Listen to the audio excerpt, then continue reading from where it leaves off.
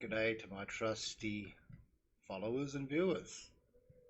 I've been requested by the powers that be to find out where this talk about fuel switch transitioning to cutoff came from.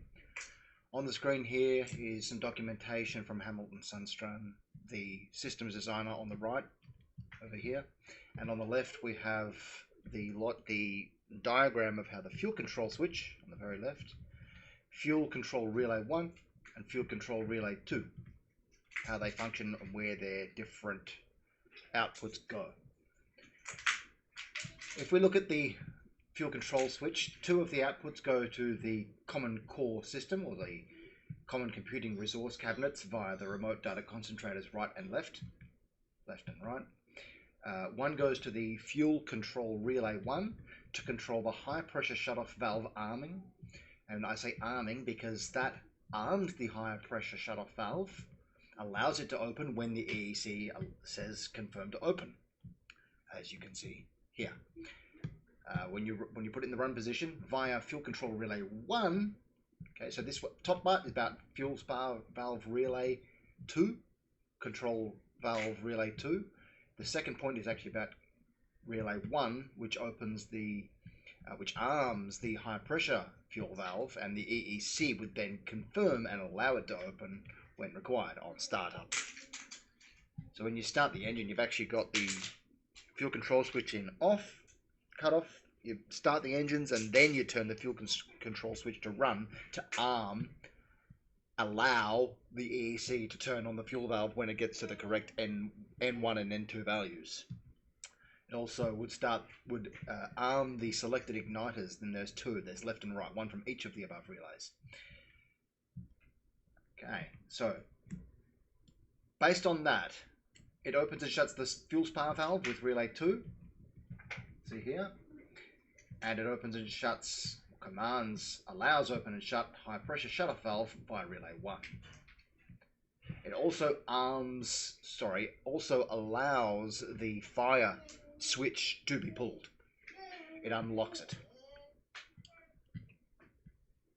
Now, let's just look at this. The cutoff position. A ground is provided to both the bus power control units. How could that be? The ground is provided.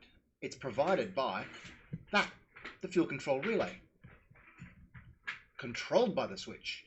But the ground doesn't go through the switch. The ground is controlled by the relay, controlled by the switch. So if something else were to change this relay state, regardless of the switch, if something somehow changed this relay state, you've got fuel control cutoff. Okay, this is about the relay, not the switch. That there is about the relay, not the switch. So provided that the start switch isn't trying to start, putting it in cutoff would also close the spar valve via that one there. And further, it would stop you being able to physically disconnect the VFSGs. What I mean by that is not to turn off the contactor, but to break open the drive shaft mechanically, which cannot be undone in air, by the way. So look, in short, putting it in cutoff stops the VFSG from being able to physically disconnect. That function is inhibited. So if the pilot leans up and hits the emergency, they'd have to flick a switch down, and then they'd have to put a switch cover down and then push the VFSG disconnect button. Okay, if the fuel control switch is in cutoff, that's unable to happen. It just ignores the command because the engines are already cut off. There's no need to do more than that. Now, where have we seen the word transition before?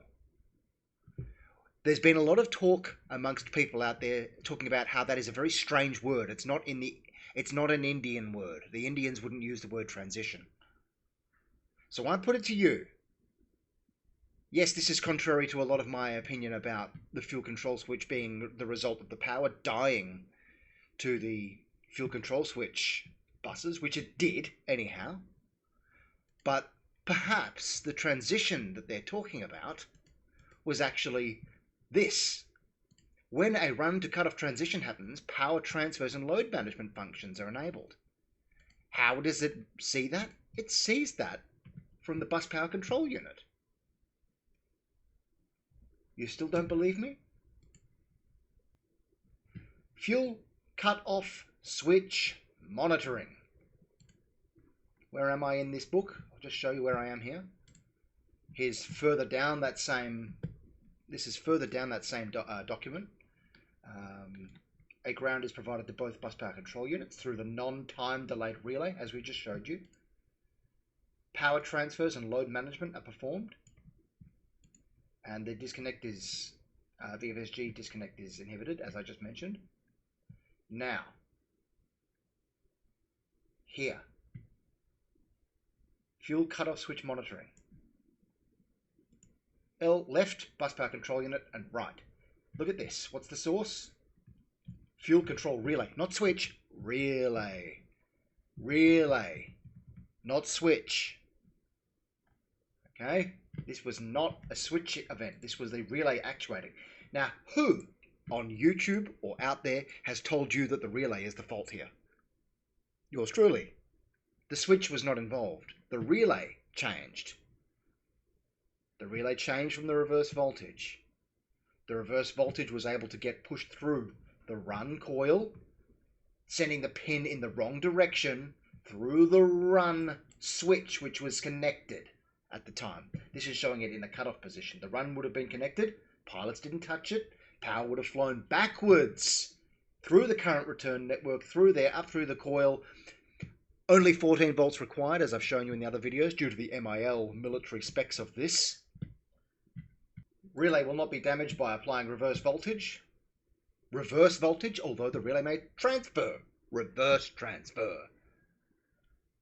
Meaning, applying reverse voltage as specified below, only 14.5, half of nominal system voltage. Look, there's your rated voltage, there's your required specified latch reset voltage is only 14.5, which means it only needs 14.5 volts in the wrong direction, and the relay will transfer to that which the wrong direction to that which was intended and commanded.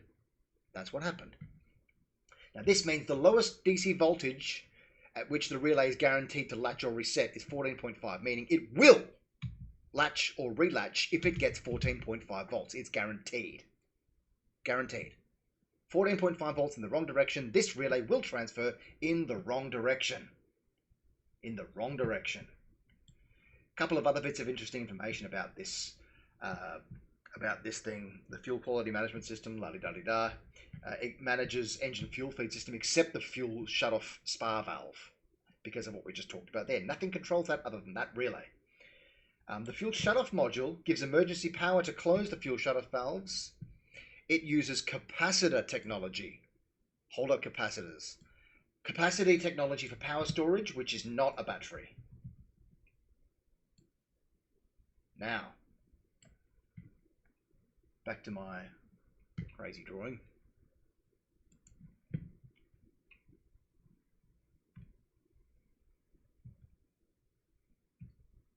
Each of the two fuel switches are interfaced to a standard relay and a 250 millisecond time delay relay located within 300 and 400. So that's, I'm not sure which one's the 250 millisecond relay. Let's just work it out. It is, I believe the 250 millisecond delay relay is the high pressure shutoff valve one. So therefore the fuel spar valve control relay doesn't have that delay.